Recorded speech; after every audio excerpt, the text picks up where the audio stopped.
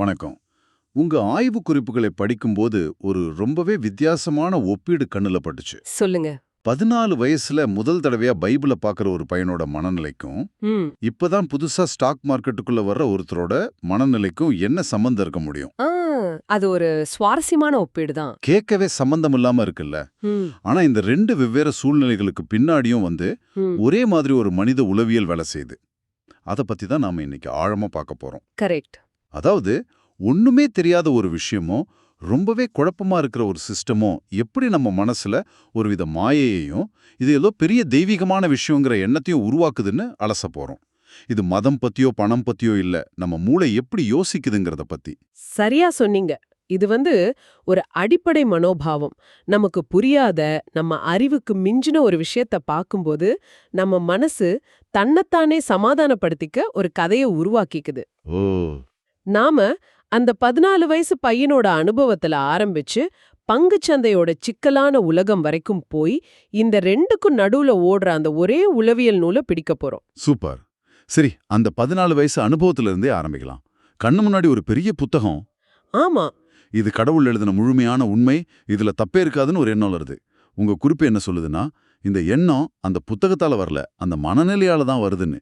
இது எப்படி புரிஞ்சுக்கிறது? இதுக்கு பின்னால ஒரு சுவாரஸ்யமான உளவியல் இருக்கு.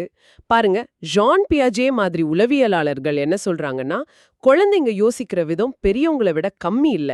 ஆனா அது ரொம்பவே வித்தியாசமானதுன்னு. சரி. அதே மாதிரி தான் இங்கேயும். ஒரு விஷயத்த பத்தி நமக்கு எதுவுமே தெரியாதப்போ, அதோட உண்மையான ஆழத்தையோ, சிக்கலையோ நம்மால கணிக்கவே முடியாது. அந்த புத்தகத்துக்குள்ள என்ன இருக்கு, அதுல எவ்வளவு முரண்பாடுகள் இருக்குன்னு தெரியாத வரைக்கும், நம்ம மனசு ஒரு சிம்பிளான முடிவுக்கு வந்துடும். என்ன மாதிரியான முடிவு? இந்த புத்தகத்தை படிச்சு முடிச்சுட்டா உலகத்துல இருக்கிற எல்லாத்தையும் தெரிஞ்சுக்கலாம். இதுதான் எல்லாம் தெரிஞ்ச மாதிரி ஒரு மாயை. ஒரு நிமிஷம். நீங்க சொல்றது எனக்கு தலைகீழா இருக்கு. அதாவது நமக்கு எவ்ளோ கம்மியா தெரியுமோ அவ்ளோ அதிகமா நாம நம்பிக்கையோட இருப்போமா? அப்படியா? 100க்கு 100 உண்மை. பர்ட்ரண்ட் ரஸ்ஸல்னு ஒரு பெரிய தத்துவஞானி சொன்னது இதுதான். சொல்லுங்க. இந்த உலகத்தோட பிரச்சனையே முட்டாள்கள் முழு நம்பிக்கையோட இருக்கிறதும், அறிவாளிகள் சந்தேகத்தோட இருக்கிறதும் தான். ஆமாமா, கேள்விப்பட்டிருக்கேன். அந்த 14 வயசு மனசுக்கு சந்தேகம் வராது. ஏன்னா அதோட ஆழம் அதுக்கு தெரியாது. தெரியாத ஒரு விஷயம் நம்ம அறிவுக்கு அப்பாற்பட்டதா தெரியும். அப்படி அப்பாற்பட்ட ஒரு விஷயம் முழுமையானதா, புனிதமானதா தெரியும். இதுதான் அந்த சைக்காலஜி செயின். இங்க தான் விஷயம் இன்னும் இன்ட்ரெஸ்டிங்கா மாறுது. புரியாத ஒரு விஷயம் எப்படி புனிதமா மாறுது? ஒரு மர்மத்துக்கும் தெய்வீக உணர்வுக்கும் என்ன தொடர்பு? இது ஒரு முக்கியமான மனமாற்றம். ருடால்ஃப் ஓட்டோன்னு ஒருத்தர் தி ஐடியா ஆஃப் தி ஹோலின்னு ஒரு புத்தகம் எழுதியிருக்கார். ஓகே. அதுல அவர் சொல்றாரு, மர்மமான ஒன்றுதான் புனிதமாக அனுபவிக்கப்படுகிறதுன்னு. ஒரு விஷயம் நம்ம அறிவுக்கு எட்டாதப்போ, நம்ம தர்க்கத்தை மீறி இருக்கிறப்போ, நம்ம மனசு அத ஒரு சாதாரண விஷயமா பார்க்காது. அப்ப எப்படி பாக்கும்? அத ஒரு அற்புதம்னு, தெய்வீகம்னு, புனிதம்னு பார்க்க ஆரம்பிக்கும். ஏன்னா நம்மால அளக்க முடியாத ஒரு விஷயத்துக்கு முன்னாடி நாம இயல்பாவே ஒருவித பயபக்திய உணர்வோம். ஓ, அப்போ இந்த ஆன்மீக நூல்கள், தீர்க்க தரிசனங்கள், ரகசிய கோட்பாடுகள் எல்லாம் மனுஷங்க மனசுல எவ்வளோ பெரிய இடத்த பிடிக்கிறதுக்கு காரணம் இதுதானா? பெரும்பாலும் அப்படித்தான். அதோட உள்ளடக்கத்தை விட அதோட புரியாத தன்மையே அதை ஒருபடி மேல கொண்டு போகுதா? நிச்சயமா. அந்த புத்தகங்களோட சிக்கலான மொழி, மறைமுகமான அர்த்தங்கள், பல வருஷமா விளக்க முடியாத விஷயங்கள், இதெல்லாம் சேர்ந்து அதை நம்ம அறிவுக்கு அப்பாற்பட்ட ஒரு சக்தியா காட்டுது. ஒரு விஷயம் நமக்கு முழுசா புரிஞ்சிடுச்சுன்னா அது நம்ம கட்டுப்பாட்டுக்குள்ள வந்துடும். ஆனா புரியாத வரைக்கும் அது நம்மளை விட பெருசா இருக்கும். கரெக்ட். அந்த பெரிய விஷயத்துக்கு முன்னாடி நாம் அடக்கமா உணருவோம். அந்த அடக்கம்தான் காலப்போக்குல பக்தியா, புனித உணர்வா மாறுது. நீங்க சொல்ல சொல்ல எனக்கு ஒரு விஷயம் தோணுது. நான் முத தடவையா ட்ரேடிங் ஸ்கிரீனை பார்த்தப்போ சொல்லுங்க. அந்த சிவப்பும் பச்சையுமா ஏகப்பட்ட கோடுகள், சார்ட்ஸ் சத்தியமா தலை சுத்திடுச்சு. அடேங்கப்பா, இது ஏதோ பெரிய சமாச்சாரம் போலன்னு தோணுச்சு. நீங்க சொன்ன அந்த பைபிள் அனுபவம் மாதிரி தான் இதுவும் இல்லையா? மிகச்சரியான ஒப்பீடு. அங்கேயும் அதேதான் நடக்குது. நம்ம மனசு அளவிட முடியாத தகவல்களை பாக்குது. லியோன் ஃபெஸ்டிங்கர் மாதிரி உளவியலாளர்கள் சொல்றது போல, உண்மை ரொம்ப சிக்கலா இருக்கும்போது மனசு தனக்குன்னு ஒரு கதையை உருவாக்கிக்குது. அப்போ பங்குச்சந்தையில என்ன கதை உருவாகுது? பங்குச்சந்தையில அந்த கதை தான். மார்க்கெட் ரொம்ப பெருசு, இத கத்துக்க ஒரு ஜென்மம் பத்தாது, இதுக்குள்ள ஏதோ ஒரு பெரிய ரகசியம் இருக்கு. அந்த பைபிள பார்த்த பையனோட மனசும் இந்த ட்ரேடிங் சார்ட்டை பார்க்குற புது ஆளோட மனசும் ஒரே மாதிரி தான் வேலை செய்யுது. உங்க குறிப்புகள்ல இது தனிப்பட்ட மூளைச்சலவை, அதாவது பிரெயின் வாஷிங் இல்ல, இது ஒரு சமூக சீரமைப்பு, சோஷியல் கண்டிஷனிங் அப்படின்னு ஒரு முக்கியமான விஷயத்த சொல்லியிருந்தீங்க. அதை இட்டு விளக்கமா சொல்லுங்களேன். ஆமா, இது ரொம்ப முக்கியமான வித்தியாசம்.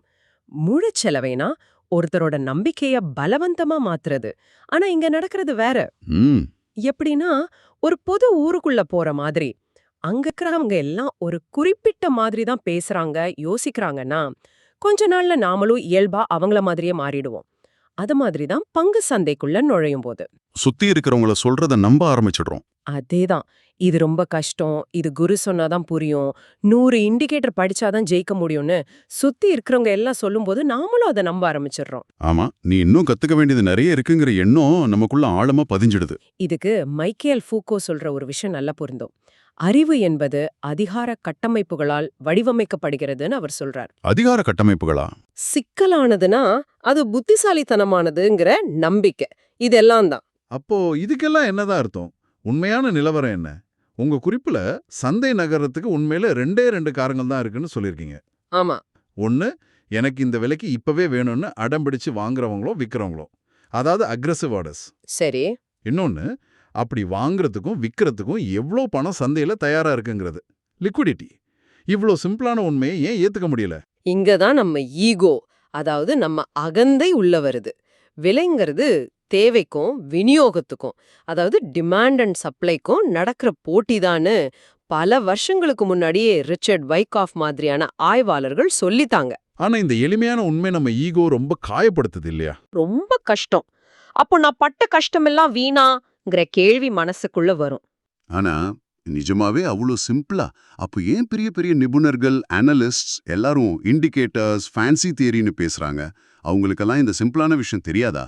இல்ல அவங்க வேணும்னே இதை சிக்கலாக்குறாங்களா? நல்ல கேள்வி. இது ஒரு வகையில அவங்களோட ஈகோவை காப்பாத்திக்கிற முயற்சி தான். கார்ல் யுங் சொன்ன மாதிரி மக்கள் எளிமையான உண்மைகளை விரும்ப மாட்டாங்க. ஏன்னா அது அவங்களோட அகந்தைக்கு ஒரு சவால்.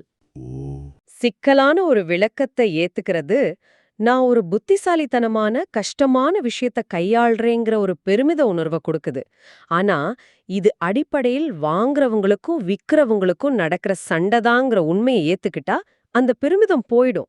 அதனாலதான் ஒரு எளிமையான விஷயத்தை சுத்தி ஒரு பெரிய சிக்கலான கோட்டையை நாமளே கட்டிக்கிறோம்.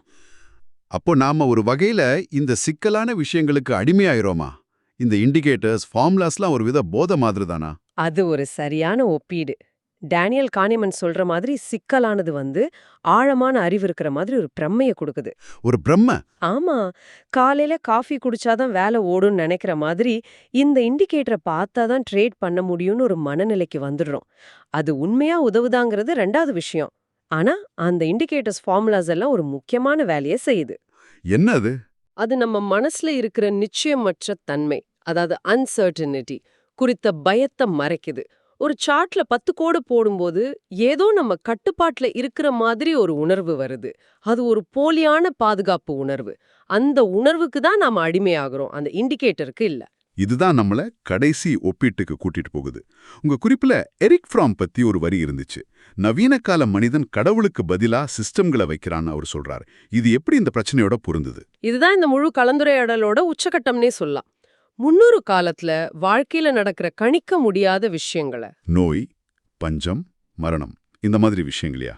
ஆமா, அதையெல்லாம் சமாளிக்க மனுஷனுக்கு கடவுள்ங்கிற ஒரு நம்பிக்கை இருந்துச்சு. கடவுள் தான் பதில், அவர்தான் பாதுகாப்பு.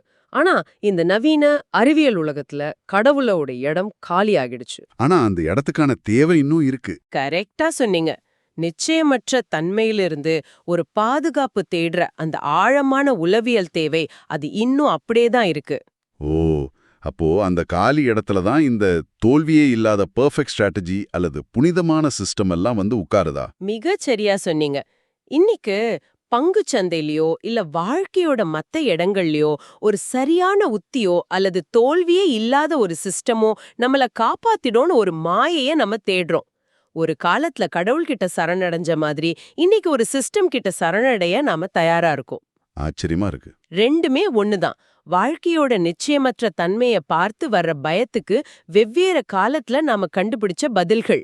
பைபிள்ல ஆரம்பிச்சு பங்குச்சந்தை வரைக்கும் வந்து ரெண்டுக்கும் பின்னாடி இருக்கிற ஒரே மனித மனநிலைய பார்த்தோம். இவ்வளவு நேரம் அதை கேட்டுட்டு இருக்கிறவங்களுக்கு இதுல இருந்து கிடைக்கிற முக்கியமான பாடம் என்ன? சைக்காலஜிக்கல் மெச்சூரிட்டி பத்தினது. நசீம் நிக்கோலஸ் தலேப் சொன்ன மாதிரி மனுஷங்க சங்கடமான உண்மையை விட ஒரு வசதியான பொய்யத்தான் விரும்புவாங்க. ஒரு வசதியான பொய். ஆமா, பங்குச்சந்தைய பொறுத்தவரை சிக்கலான உத்திகளும் குறுக்களும் சொல்றதெல்லாம் ஒரு வசதியான பொய். ஆனா சங்கடமான உண்மைகள் 3 இருக்கு. அது என்ன? 1, சந்தையோட அடிப்படை இயக்கம் ரொம்ப எளிமையானது. 2, அதோட முடிவு எப்போதுமே நிச்சயமற்றது. 3, நஷ்டங்கிறது அதோட ஒரு பகுதி, அதை தவிர்க்கவே முடியாது. இந்த 3 கசப்பான உண்மைகளையும் உணர்ச்சி பூர்வமா ஏத்துக்கிறது தான் உண்மையான மனமுதிர்ச்சி. உங்க குறிப்புகளோட கடைசி வரியே இது அழகா சொல்லுது. அந்த 14 வயசுல பைபிளை பார்த்தப்போ ஏற்பட்ட பிரமிப்பும் ஒரு புது ட்ரேடர் மார்க்கெட்டை பார்க்கும்போது ஏற்படுற பிரமிப்பும் ஒண்ணுதான். ரெண்டுமே ஒரே மனித உளவியலோட 2 விண்ண பிரதிபலிப்புகள். ஆமா, ஆனா 2ஓட வேரும் ஒண்ணுதான். புரியாத விஷயத்துக்கு முன்னாடி நம்ம மனசு போடுற முடிச்சு. ரொம்ப ஆழமான ஒரு கலந்துரையாடல். உங்களுக்காக ஒரு கேள்வியோட இதை முடிக்கிறோம். உங்க குறிப்போட கடைசி வரி, சிக்கலானது எளிமையா உடையும் போது ஞானம் பிறக்கிறது. ம். இப்ப கொஞ்சம் யோசிச்சு பாருங்க. நீங்க வேலை செய்யற இடத்துலயோ இல்ல உங்களுக்கு ரொம்ப பிடிச்ச ஒரு துறையிலயோ நீங்களே அறியாம எந்த சிக்கலான விஷயத்த இதுதான் ஆழமான அறிவுன்னு தப்பா நினைச்சுக்கிட்டு இருக்கீங்க? நல்ல கேள்வி. அந்த சிக்கலான கோட்பாடுகளுக்கு அடியில ஒழிஞ்சுகிட்டு இருக்கிற எளிமையான ஆனா ஒருவேளை சங்கடமான உண்மை என்னவா இருக்கலாம்? யோசிச்சு பாருங்க.